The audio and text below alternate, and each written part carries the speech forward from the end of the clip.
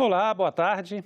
O Congresso Nacional está reunido hoje para votar projetos de liberação de créditos orçamentários e vetos do presidente da República. A reunião só foi possível porque houve um acordo de líderes para apreciar o veto que derruba a desoneração da folha de pagamentos de 17 setores da economia. O presidente do Congresso, Davi Alcolumbre, anunciou pela manhã a construção do acordo. Eles estão construindo um entendimento com a base, com a oposição, de retirar alguns vetos para aceitar votar os PLNs. Então estão construindo um consenso para deixar um remanescente para a sessão do dia 17. A desoneração vai, né? A desoneração está no acordo de hoje. Já com a sessão iniciada, o líder do PSL no Senado confirmou o entendimento. A desoneração da folha ela é mais que uma necessidade, vai se manter a dignidade, emprego para 6,5 milhões de trabalhadores nas áreas que mais empregam no nosso país. A desoneração não é um problema, é uma solução, e uma solução que foi tratada e votada aqui na Câmara e que o Senado só confirmou. Então eu encerro as minhas considerações, mais uma vez, presidente Davi, que cada um dos 6,5 milhões de empregados tenham a consciência que não fosse a sua postura como presidente do Congresso, nós não teríamos essa sessão de hoje. Pela manhã, os deputados se reuniram na sessão do Congresso. E agora, à tarde, daqui a pouquinho, será a vez dos senadores. Como as sessões estão sendo realizadas de forma remota, as duas casas estão se reunindo separadamente para analisar a pauta do Congresso. E a comissão que acompanha as ações de enfrentamento aos incêndios no Pantanal se reuniu nesta manhã com o ministro do Desenvolvimento Regional, Rogério Marinho.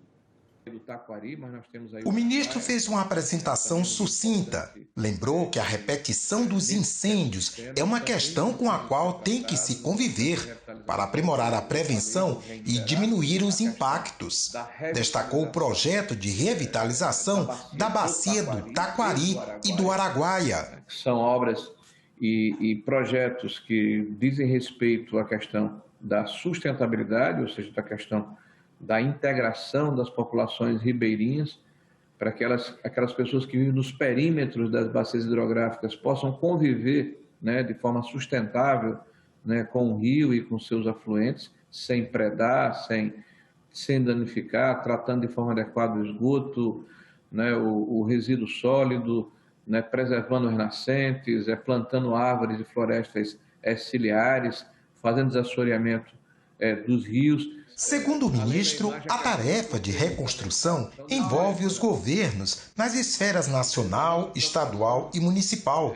De acordo com Marinho, o Ministério tem sido rápido em liberar recursos apresentados por estados e municípios, desde que em conformidade com a legislação. Todos os projetos que nos foram apresentados pelos estados e pelos municípios atingidos pelos incêndios, na hora em que foram analisados por nós e nós encontramos eles em conformidade com a legislação, os recursos foram liberados incontinenti. Teve caso, inclusive, foi 24 horas, 48 horas após a apresentação do plano de trabalho.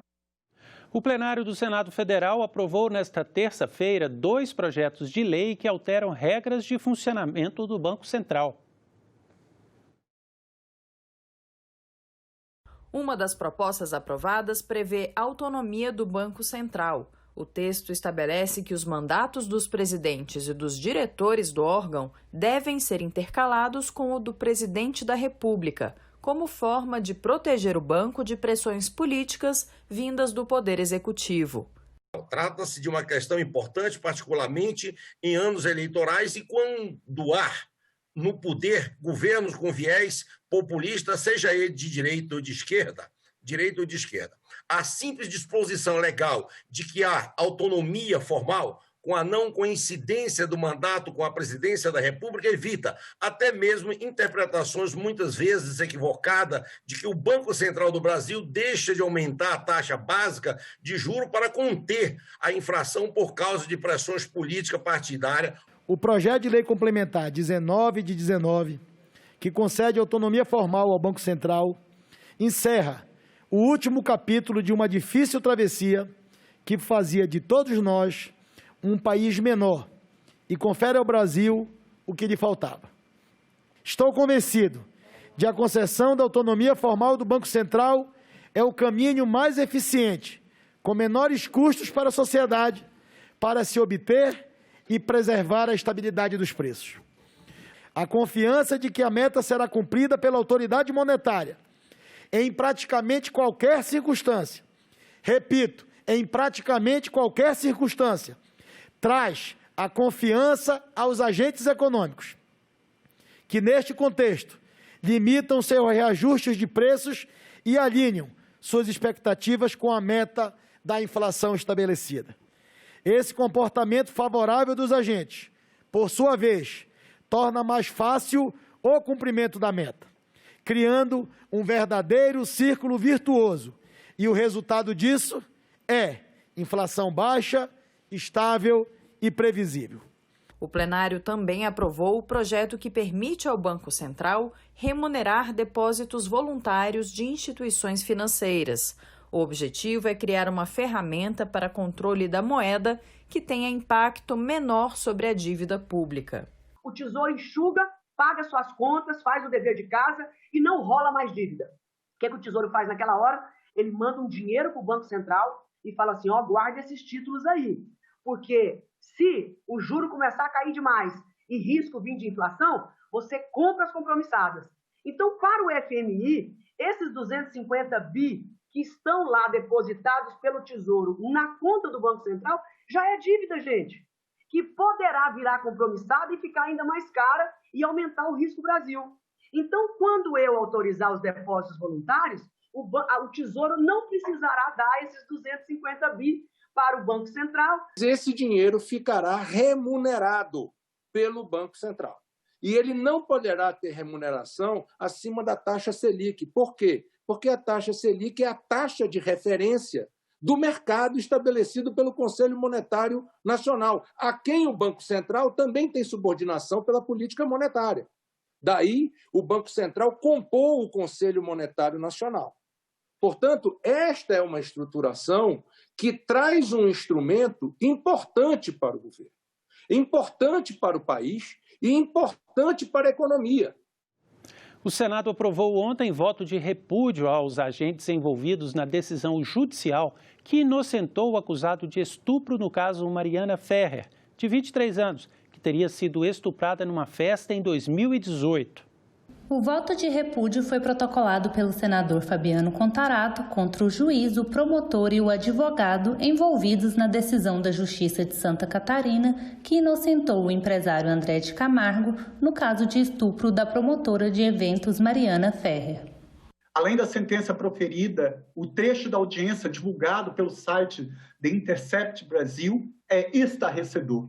Enquanto o advogado da defesa, Cláudio Gastão da Rosa Filho, humilha Mariana Ferrer, mostrando fotos da vítima e fazendo comentários impertinentes e misóginos, o juiz Hudson Marcos se limita a dizer que a audiência poderia ser suspensa para que Mariana se recompusesse. Até quando as mulheres continuarão sendo responsabilizadas por crimes cometidos por homens? Esperamos que o Tribunal de Justiça de Santa Catarina, o Ministério Público de Santa Catarina, a Ordem dos Advogados do Brasil, o Conselho Nacional de Justiça, o Conselho Nacional do Ministério Público, apurem a responsabilidade dos agentes envolvidos. É o que propomos com esse voto de repúdio, senhor presidente. A defesa da mulher não pode ser apenas um jogo de palavras. É muito importante que o Senado da República aproveite essa oportunidade para consolidar uma posição em defesa dos direitos das mulheres e de repúdio absoluto ao preconceito e ao machismo que atinge esse tipo de situação, onde a vítima é tratada como uma criminosa. Em votação, o requerimento. Os senadores e senadoras que aprovam permaneçam como se encontram. Aprovado por unanimidade no plenário do Senado Federal. A procuradora da Mulher no Senado, senadora Rose de Freitas, disse já ter solicitado ao Ministério Público que estude a anulação da sentença. Mariana, esse episódio, ele chama a atenção da opinião pública, mas chama a consciência da justiça de que não podem aceitar pareceres como esse, sentenças como essa, que humilham você, humilham as mulheres, degradam a luta das mulheres, mas com certeza não pode ser levada em conta e tem que ser repudiada. E eu disse eu não sou advogada, disse que essa sentença ela tem que ser anulada pelo Ministério Público e é o apelo que nós fazemos. Vários senadores também se pronunciaram para repudiar a decisão da Justiça de Santa Catarina e o tratamento dado a Mariana Ferrer durante a audiência. O que ocorreu hoje foi um assinte à justiça brasileira, uma demonstração sobre o que é o patriarcado no nosso Brasil. O patriarcado é isso, é um sistema que permanece oprimindo a mulher em todas as formas possíveis e principalmente nas formas institucionais. A humilhação de Mariana Ferrer nos causa repulsa. Pior ainda é ver que a agressão veio de quem deveria acolher. Mariana é vítima. O Brasil não aceita estupro culposo. Isso não existe. É lamentável, nós temos que confiar na justiça, mas muitas vezes nós temos posicionamentos, às vezes omissos de juízes. No Twitter, a repercussão também foi grande. Mais de 15 senadores criticaram a decisão. O presidente do Senado, Davi Alcolumbre, disse que a sentença desonra a sociedade e deixou sua solidariedade à vítima Mariana. A senadora Daniele Ribeiro afirmou que o tratamento misógino dado a Mariana fere a todas as mulheres. Elisiane Gama tuitou que é inadmissível a nova modalidade criada de estupro culposo. Já a senadora Simone Tebet disse que o vídeo divulgado pelo Intercept é uma cuspida na cara das brasileiras. O senador Alessandro Vieira informou ter protocolado uma reclamação disciplinar no Conselho Nacional de Justiça para que seja analisada a omissão do juiz que atuou no caso. O presidente do Senado, Davi Alcolumbre, se reuniu na tarde desta terça-feira com governadores para tratar da vacinação contra o novo coronavírus. A reunião contou com a presença de 6 governadores e 2 vice-governadores, que discutiram, entre outros pontos, a adoção de uma vacina contra a Covid-19. O encontro foi solicitado pelo governador do Piauí, Wellington Dias. Segundo ele, os governadores defendem a compra da primeira vacina que for autorizada pela Agência Nacional de Vigilância Sanitária. O fato é que ainda não há uma vacina aprovada.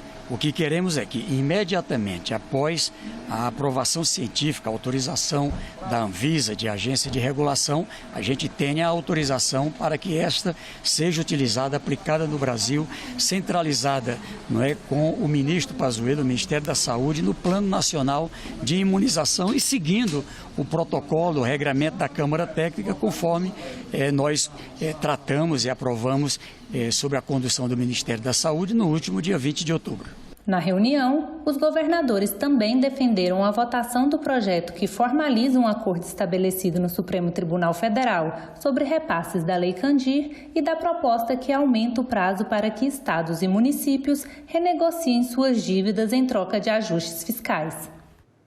Nós ficamos por aqui. Você pode rever as reportagens desta edição na nossa página na internet senado.leg.br/TV. Obrigado pela companhia e continue sintonizado na TV Senado.